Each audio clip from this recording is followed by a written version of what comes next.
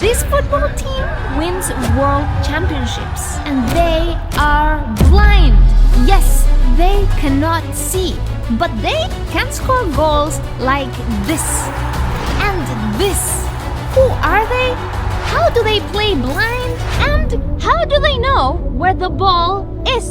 This is the story of the blind football team. In South America, in Argentina, we found these guys. Hi, Nas Daily. We are Los Murciélagos. They are Los Murciélagos, or the Bats in English. They are a professional football team and everyone here is completely blind. Soy ciego desde los 5 años. Llevo ciego desde los 13 años. Y bueno, yo soy ciego de nacimiento, así que nunca vi, digamos, básicamente. But how can you play football if you cannot see? Let me show you how. So, the rules for blind football are almost the same as traditional football. But goalkeepers have to stay inside this area. There's a wall on the side to keep the ball in the field, and everyone on the team is 100% blind. Sí, estamos todos médicamente ciegos en el equipo. Even though no one cares, the players have to cover their eyes just to be equal. Everyone has to wear an eye mask except for The goalkeepers, The coaches. the guides.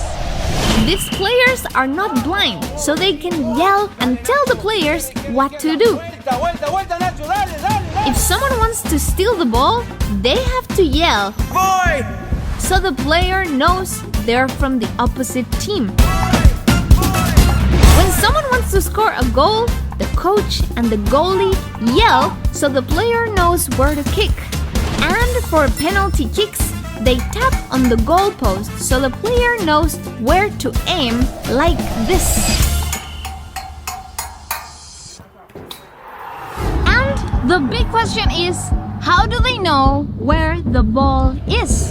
Turns out they don't see the ball, they hear it. Yes, they play with a special ball that makes noise when it moves, like this. And that's why the crowd has to be quiet, so that the players can hear the ball. Blind football is not easy, but this team worked hard. They worked with great coaches. They trained a lot, and now they are one of the top teams in the world. Yes, so far they've won 3 world championships. Para mí el éxito está muy emparentado con el trabajo duro, y éxito y trabajo duro es constancia, disciplina, perseverancia, orden y poder llegar a una meta, poder llegar a un objetivo y cumplirlo. This team is teaching us a big lesson. We all have different bodies, different skills, and different talents. So, we should not focus on the things people can't do. Instead, we should open our eyes to the things they can do. This village produces the fastest runners in the world. This is the village of Champions! Welcome to Eton, Kenya. This village has produced not one, not two, but dozens of winners. They break world records, win marathons, and they win Olympic medals. But why does this village have so many champions? 1. Altitude. Eton is more than 8,000 feet above sea level. This means it's harder to breathe, so when people run, their lungs have to work harder. DNA. Some studies show that people here are born with the perfect body for running. No one knows for sure, but one thing's clear. Eton has a strong Community. In Eton, there are tons of training camps where people eat, sleep, and breathe running. So if you feel like winning a race or two, you might want to train in Eton. That's 1 minute. See you tomorrow.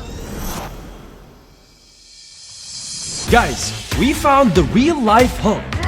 He is so strong that he can lift a horse, flip a car, pull a 21-ton truck, and was named the strongest man in Germany.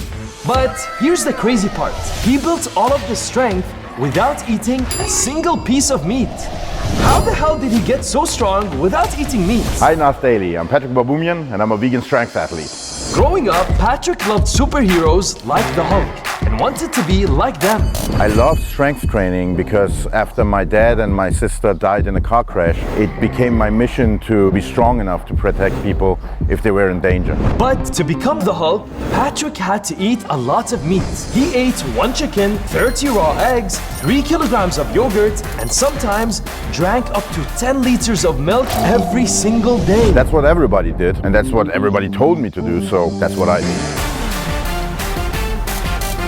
But everything changed on the day he rescued a crow. He was just lying there all helpless. He was the sweetest little thing. I had no chance. I had to take him in and take care of him. That's when he started wondering, how could he love this bird so much, but at the same time be okay with killing and eating hundreds of chickens? It didn't make sense, and he decided to give up meat overnight. I was vegetarian for 6 years before I went vegan. At that time, I was really afraid to lose all my muscle and strength if I wouldn't consume eggs and dairy. Over time, he did more research and eventually became completely vegan. Milk especially can reduce your body's ability to absorb iron. So the very thing that I thought was helping me build muscle and strength was actually holding me back. So he replaced milk with soy milk, eggs with beans, and chicken with tofu. And something crazy happened. He got stronger. He was able to lift heavier weights. He recovered from his workouts faster, and his blood pressure became lower. Most bodybuilders and strength athletes have problems with high blood pressure.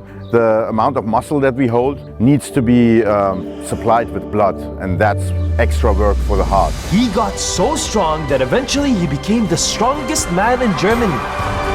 And even broke multiple world records. I was strong before, but I got way stronger after going vegan.